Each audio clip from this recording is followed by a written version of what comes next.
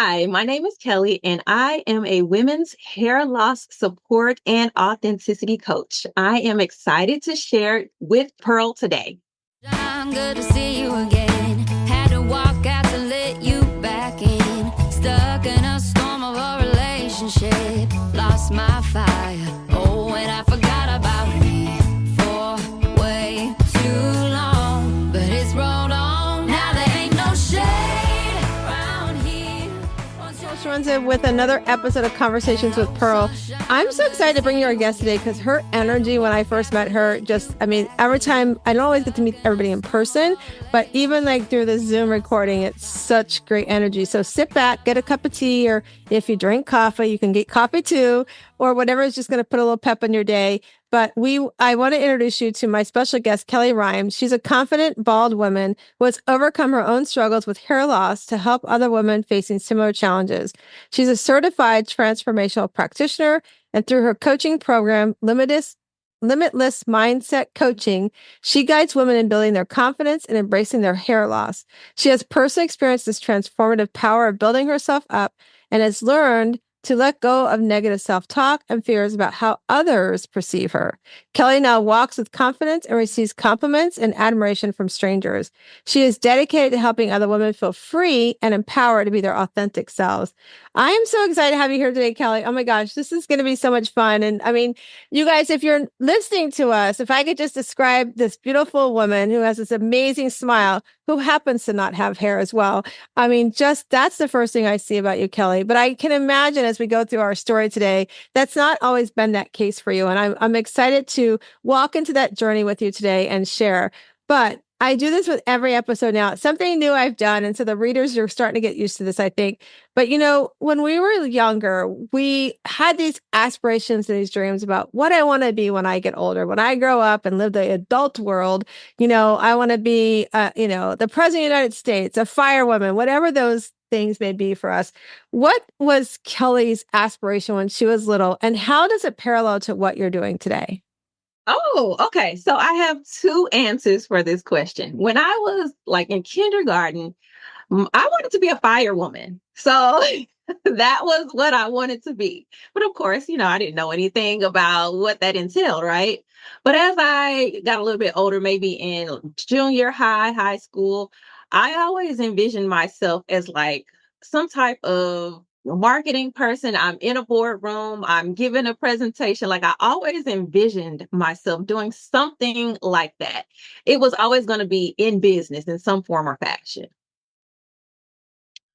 And look at you today. Like you have this business and you're teaching and you're educating. This is so cool. It's kind of like for me too. It's interesting. I said firewoman, and here that was one of your thoughts too. Uh-huh. But like for me, even growing up, I wanted to be a teacher. I always said I wanted to be an elementary school teacher, and I never really went down that path because I didn't have the opportunity and the guidance on how to get there.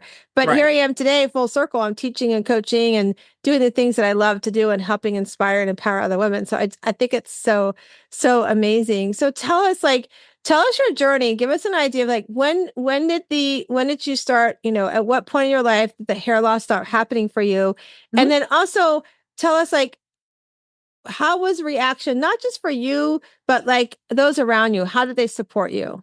Oh, okay. Well, I actually started losing my hair in my late 20s, and it probably, I'm sure, started before then. I just noticed it at that point because by the time I noticed it, it was like a little pea-sized bald spot at the crown of my head.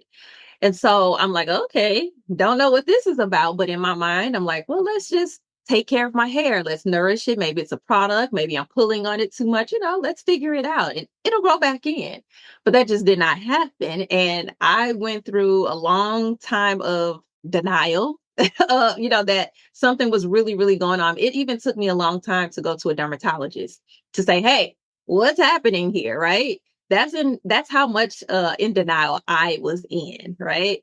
So what was the second part of your question? I think I forgot. No, you're fine. So as you were doing that, like you said, because, it's often we do that. Let's talk about how you were like, let me, nourish my hair. We often do that. We don't look at signs sometimes of things that are happening, like especially like somebody who may have autoimmune or even like, cancer, sometimes breast cancer, like we as women, like we feel or see something and we're like, oh, it's probably no big deal. We don't follow up on it, right? Right. So you were trying to do this nourishing and you're doing at what point did you say, Kelly, this is more than I think it is and I need to go get help?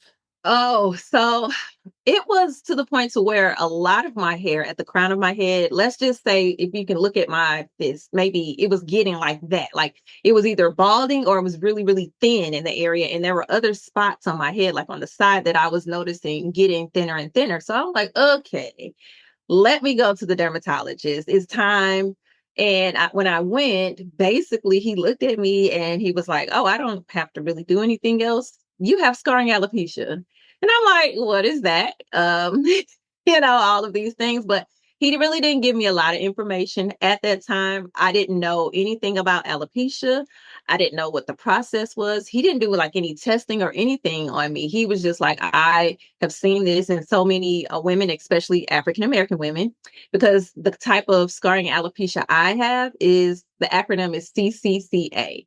And that form of scarring alopecia is predominantly in African Americans due to the styling practices and the hair care products that we were using in the past.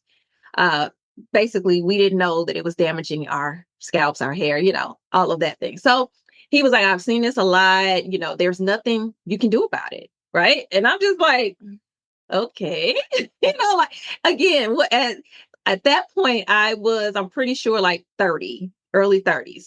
So I'm like, well, what do I do with this information? Right. In my mind, I'm like, okay, well, he's telling me this. So my next step is get some hair transplants. Let's go down that route. Let's see, what we could do. Went down that route to see if I could be a candidate. And I was told, no, I can't get hair transplants because of the type of alopecia I have. Basically, if they were to transplant the hair to the area that was missing hair, it would just fall back out. The follicles would just die. So I would be wasting my money. So they were like, no, that's going to be a waste of your money. Don't suggest this. I said, okay, now what do I do? Now I'm going to just cover it up. I'm just going to continue to just cover it up because that's what I've been doing. And there you go. Now back to the friends and support though. My friends and close family, now a lot of people didn't know. So let me make sure I say that. The only people that really knew in my family were my mom and my sister. My close friends knew, but that was it. So they were very, very supportive, especially my friends. They were telling me all along, just cut it off. And I'm like, no, I'm not. But there was a point where I had to cut it off because of a hairstyle I got, and it took my hair out. I had a bad reaction to the product that the stylist used in my hair, and it just totally took my hair out. And I had to, in one day, shave my hair off bald. And I was not prepared to do that. But they were there to support me. They stayed with me the entire day. One of my friends called his barber, had him close the shop down and clear everybody out so I can go in and he could shave my hair off so that I could be comfortable. The support I received was just amazing. So I can't say much more about it. It was awesome, but I just didn't feel good. I did not feel good about myself. I was insecure. I didn't know what to do. I just was like, okay, I guess I have to continue to hide. I was wearing wigs, did not know in the beginning how to even buy a wig, a quality wig. I mean, it was in my late 20s, early 30s. I don't know anything about wigs. Right. And wigs definitely weren't the quality that they are now, right? So I had to go down that journey as well of figuring out how to buy a wig, what looks good, and all of the things that come with having a wig. So yeah, as you're sharing that story, I was like, I pictured in my head, like your family that was the support system. It's so important in our life that we have the right support system. We talk about, my friend Lisa and I would talk about having the right people on your balcony, right? The people that are going to surround you, support you. And I